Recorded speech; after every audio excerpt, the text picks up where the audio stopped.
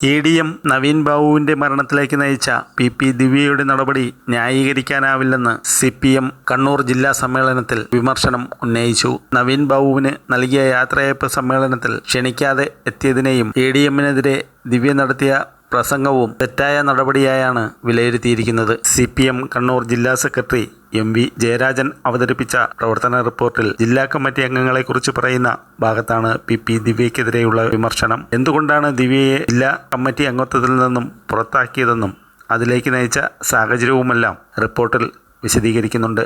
ക്ഷണിക്കാത്ത വേദിയിലെത്തി ഇത്തരത്തിലുള്ള പരാമർശം ഒഴിവാക്കേണ്ടതായിരുന്നുവെന്ന് സി.പി.എം. കണ്ണൂർ ജില്ലാ സെക്രട്ടേറിയറ്റും നേരത്തെ വ്യക്തമാക്കിയിരുന്നു. ഇതിന്റെ തുടർച്ചയായാണ് പി ദിവ്യയുടേത് ന്യായീകരിക്കാനാവാത്ത നടപടിയാണെന്ന് ജില്ലാ സമ്മേളനത്തിലും നിലപാട് സ്വീകരിച്ചത്. കഴിഞ്ഞ ദിവസം മുഖ്യമന്ത്രി പിണറായി വിജയൻ കോഴിക്കോട് ജില്ലാ സമ്മേളനത്തിലും പി ദിവ്യയെ തള്ളിപ്പറഞ്ഞിരുന്നു.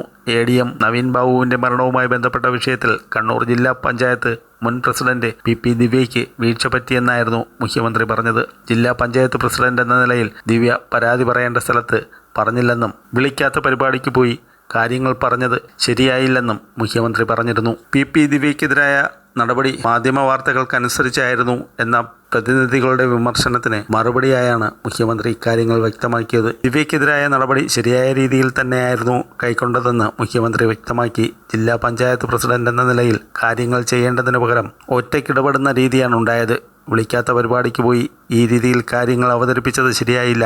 ഇതൊക്കെ പാർട്ടി അന്വേഷിച്ച് ശരിയാണെന്ന് കണ്ടെത്തിയതിനെ തുടർന്നാണ് പാർട്ടി നടപടി സ്വീകരിച്ചതെന്നും മുഖ്യമന്ത്രി മറുപടിയിൽ പറഞ്ഞിരുന്നു.